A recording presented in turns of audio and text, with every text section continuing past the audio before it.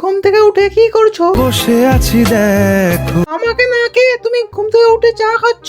আরে না, আমি তো দেখলাম তোমার হাতে চায়ের কাপ। আরে না, এই যে আবার মিথ্যা বলছো।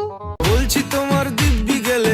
এখন তুমি আমার দিব্যি খেয়েও মিথ্যা কথা বলে শিখে গেলে।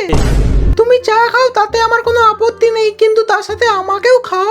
আমি পারবো না, কেন পারবে না তুমি? ভালো লাগে না যে আমার। কিন্তু আমি স্বপ্ন দেখেছি তুমি আমাকে রোজ খাচ্ছ। সব স্বপ্ন সত্যি হয় হ্যাঁ আমি জানি তোমার আমাকে ভালো লাগে না।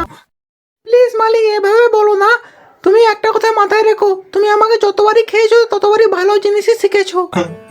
আমি তোমার যতবারই লাইফে এসেছি ততবারই তোমাকে ভালো লেসনই দিয়েছি। তোমার ফ্রেন্ডের সামনে তোমার ভ্যালু বাড়িয়েছি আমি। সো প্লিজ আর একবার হয়ে যাক। বাবু ওই নিচে লিঙ্কে টাচ করে লং ভিডিওটা দেখে আসো না, তাহলে আরো হাসতে পারবে।